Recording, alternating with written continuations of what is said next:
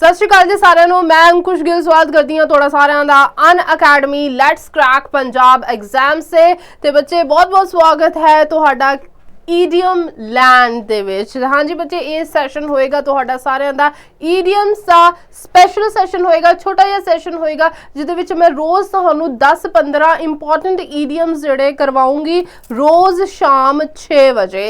ते सारिਆਂ ने जुड़ना जरूर है शाम नूं 6 बजे। अपना वोकैब दा पाठ जड़ा है जरूर उन्नू अपना मजबूत करो इस सैशन दे विच जुड़ के ईडियम्स नाल, ठीक है। सो जो ईडियम्स मैं तुहानूं ए वाली सीरीज़ च करा दूंगी ना स्टूडेंट्स, उही ईडियम्स जिहड़े तुहानूं एग्जाम्स दे विच मिलणगे, यानी कि 3 तो 4 नंबर ते तुहाडे पक्के है इंग्लिश लैंग्वेज दे विच, ठीक है, अगर तुसीं ईडियम्स दी ए वाली सीरीज़ नूं फॉलो कर लेंदे हो।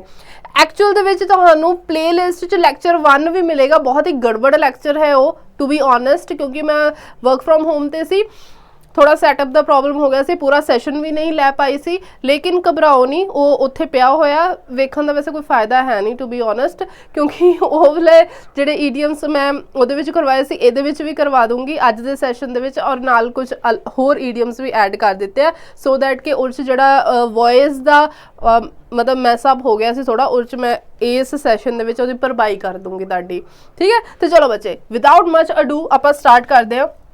हाँ जी, पहला ईडियम है अज दा अ ड्रॉप इन द बकेट। हाँ जी, ध्यान दे नाल समझना है। अ ड्रॉप इन द बकेट दा की मतलब हुंदा है बच्चे, इहदा मतलब हुंदा है जदों सानू, ठीक है, कोई चीज़ जिहड़ी है चाहिदी हुंदी बहुत ज़्यादा चाहिदी, लेकिन सानू किन्नी नामात्र जी मिलदी है, मतलब बहुत सारी चीज़ होवे लेकिन उहदे विच सानू की इन्ना कोई टुकड़ा मिले, मासा जी कोई चीज़ साडे कोल होवे, सो आपां की कह सकदे उहनूं a drop in the bucket. मान लो कि तुहानूं नहाउण वास्ते ना पानी चाहिदा, ठीक है, लेकिन तुहानूं हुण नहाना बई पूरी बकेट तो होनी चाहिए ना, एटलीस्ट पूरी बकेट तो होनी चाहिए है, लेकिन तुहानूं कोई कहंदा ऐला फड़ एक बूंद ते नहा ला, कि तुसीं नहा पाओगे? ऑब्वियसली नहीं। सो इहदा की आएगा बच्चे, आंसर की आएगा इहदा वेरी लेस अमाउंट ऑफ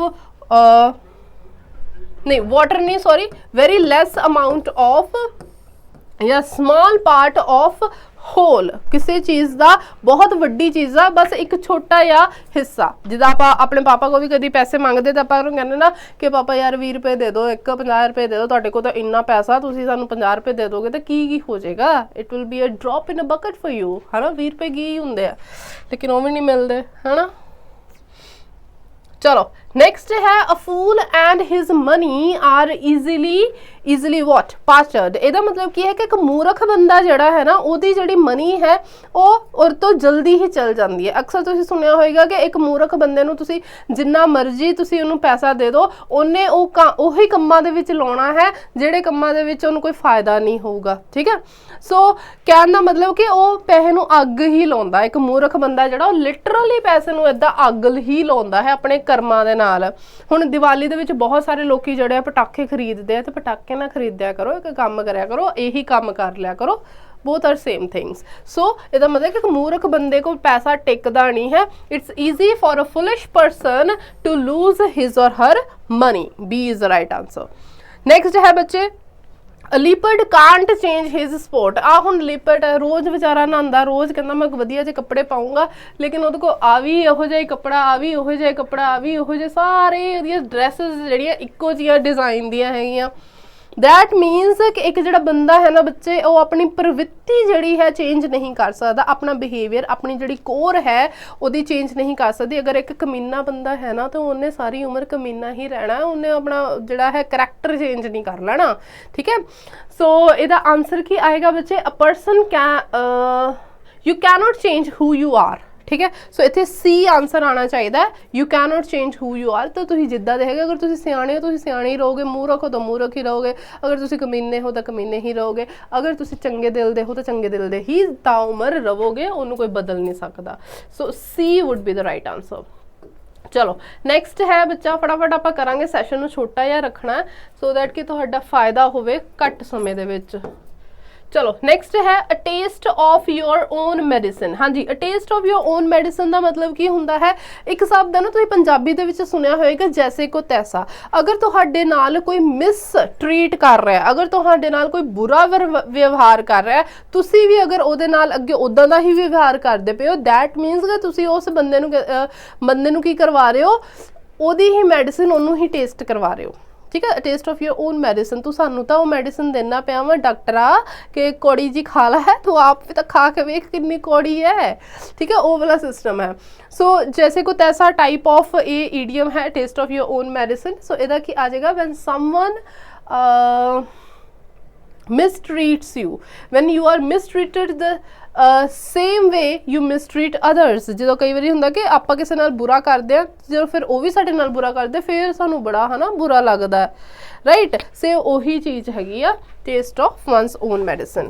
चलो बच्चे, हाँ जी नेक्स्ट की है ऑल बार्क एंड, एक मिनट कुछ होया तो नहीं, हाँ, a wolf in sheep's clothing। हाँ जी, a wolf in sheep's clothing ਦਾ ਮਤਲਬ ਕੀ ਹੈਗਾ, ਜਦੋਂ ਭੇੜੀਆ ਜਿਹੜਾ ਹੈ ਉਹ sheep ਦੇ ਕੱਪੜੇ ਪਾ ਕੇ ਆ ਜੇ। कहने का मतलब है कि एक बहुत ही कनिंग बंदा होए, बहुत ही चलाक चतुर बंदा होए, लेकिन बनता की होवे बड़ा भोलाया बंदा होवे। एक बहुत ही खतरनाक बंदा होए लेकिन बनता की होवे कि मैनू तो कुछ पता ही नहीं है, मैं तो हार्मलैस हैगा, ठीक है। सो इसका आंसर की आएगा बच्चे, ये आंसर आएगा a dangerous person pretending to be harmless. एक ऐसा बंदा है, बनता तो अपने आप च बड़ा है कि मैं तो हार्मलैस हाँ, मैं तो किसी को कुछ नहीं करता है ना, आई एम वेरी मीक, लेकिन एक्चुअल बहुत ही ज़्यादा खतरनाक और को बचन की लोड़ है, ठीक है, वो खा जाएगा तुहानू। चलो नेक्स्ट है all bark and no bite. Punjabi दे विच एक तुसीं कीता ना, जो गरजते हैं वो बरसते नहीं, भौंकण वाले कुत्ते कदी वड्डदे नहीं, ये उही चीज़ हैगी आ, ठीक है। All bark and no bite मतलब कि हुण देखो आ कुत्ता बेचारा भौंकी जा रहा, दंद तो उहरे इत्थे पे, उन्हें कट्टना सवाह है, हाँ, दंद उन्हें कट के बाहर अपने रखे पे आ। सो दैट मीनस कि तुसीं सिर्फ बोलदे हो, सिर्फ गरजदे हो, बरसदे नहीं हो। मतलब सिर्फ जो एक बोली जाते कि मैं ए कर लूँगा, वो कर लूँगा, मैं पढ़ लूँगा, मैं रोज़ पढ़ूँगा, मैं रोज़ इंग्लिश की क्लास लगाऊँगा, लेकिन जो एक्चुअली च इंग्लिश नूं पढ़न दी आंदी है, वारी आती है, टाइम आता है, तुसीं भज जाते हो, एक्शन नहीं करते। कहते तो बड़ा इंग्लिश सीखनी, इंग्लिश सीखनी, इंग्लिश सीखनी, वो वास्ते बहना पैना, क्लास लगानी पैनी, नोट्स बनाने पैने, प्रैक्टिस करनी पैनी, ठीक है। So all bark and no bite चीज़ आ जाएगी वो, जो गरजते हैं वो बरसते नहीं। बेसिकली है वो वास्ते यूज़ होंगे जो अपने आप को बड़ा दिखाता हो ना, मैं ये मैं वो, लेकिन करना कराना उन्हें कुछ नहीं है, होंदा कुछ नहीं वो कोलों। चलो की आ जाएगा इदा, when someone is threatening and or aggressive willing to engage in a fight, no, when you promise someone but not to fight. A person who fights law when someone is threatening or aggressive but not willing to engage in a fight। इधर actually जो आना चाहिए है when you promise someone, all by, एक minute, जो गरजते हैं वो बरसते नहीं, हाँ ए वाला आएगा सी। मतलब कि तुम बस धमकाते ही रहंदे हो, अग्रैसिव ही होंदे रहंदे हो, लेकिन तुम एक्चुअल दे विच फाइट नहीं करते, ठीक है, एक्शन नहीं करते। सो इट्स सी आएगा इत्थे एप्रोप्रिएट। चलो हाँ जी, नेक्स्ट है अल्फा एंड ओमेगा। तुहानूं पता है अल्फा एंड ओमेगा एक ही है ईडियम। आप कहते हैं okay this is it, this is the alpha and omega of this situation. मतलब अल्फा एंड ओमेगा पहले तो समझो हैगा की है बच्चे, अल्फा एंड ओमेगा ना लैटर्स हैगे आ, ठीक है। एक लैंग्वेज जिदा ABC है ना, ABC है इंग्लिश दे विच ए की है, सब तो पहला अखर है, स्टार्टिंग वाला अखर है, तो जी की है, ये सब तो की है लास्ट वाला अखर है। This is last and this is start. Similarly जड़ा ओमेगा है वो की है बच्चे, पहला अक्षर है वो स्टार्ट है, तो ओमेगा की है वो एंड वाला अक्षर है, लास्ट वाला अक्षर है। तो जो आप किसी सिचुएशन का स्टार्टिंग पॉइंट ते एंडिंग पॉइंट दस देना, आप उस सिचुएशन को डिपिक्ट करने वास्ते कहने आ कि ओके ये मैं तेन स्टार्टिंग भी दसती, स्टार्ट तो लैके एंड तक तेन सारा दसता, this is all the alpha and omega about this situation, ठीक है। दैट मीनस कि आप स्टार्टिंग तो एंड तक सारा कुछ दसता। सो इत्थे की आएगा first letter of Greek alphabet means beginning and end of something. So इत्थे सी आंसर बच्चे साडा राइट आंसर होएगा, ठीक है। चलो याद रखना है इनू, हाँ जी। एज हाई एज काइट, वो बंदा वेखो जिदा किद्दां उड्डिया ही फिरदा। हिंट दे दिंदी हां तुहानूं, आपां इह कीता सी as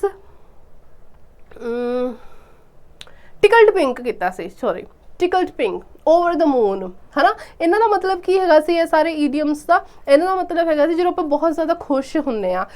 and when a person is as high as a kite, यानी कि आसमाना दे विच उड्डिया फिरदा, दैट मीनस वो बहुत ज़्यादा खुश है। सो इत्थे क्या आएगा, N elated person.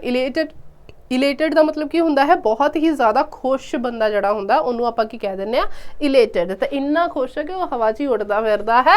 So as high as a kite, जिद्दां काइट ऐ उड्डी जांदी, वो दूर तक उड़ के चल जांदी। सिमिलरली एक जिहड़ा खुशनुमा बंदा होंदा वो भी हवा दे विच इदां ही उड़दा फिरदा है। खुशनुमा बंदे नूं कहंदे, बहुत ज़्यादा खुश हुंदा जिहड़ा। Bent over backwards, bent over backwards मतलब देखो हुण आ के बेंड हो रहा बंदा है, ठीक है, ये बंदा की हो रहा, बेंड हो रहा, पिछे नूं मुड़ रहा। ये ईडियम असीं उदों यूज़ करते हैं जदों आपां किसी नूं कहने कि तू फिकर ना कर मुंडिया या फिकर ना कर कुड़ीए, मैनूं भावें जो मर्जी करना पवे मैं तेरा मसला हल करके रहूँगा। So I will bend over backwards but I will do this for you. That means कुछ भी हो जाए, धरती क्यों ना मैनू हिलानी पै जाए, धरती मैनू इधरों चुक के इधर क्यों ना रखनी पै जाए, आ तेरा मैं काम करके रहूँगा। So I will do whatever it takes to help, willing to do anything, यानी कि मैं तेरी हेल्प करने वास्ते कुछ भी करने को तैयार हाँ। I will even bend over backwards तेरी हेल्प करने वास्ते। सो इत्थे की आ जाएगा बच्चे, A would be the right answer. ठीक है, चलो नेक्स्ट है साडे को हैंड इन ग्लव। एक मिनट स्टूडेंट्स, कुछ मिस होता नहीं गया, लेट मी चेक।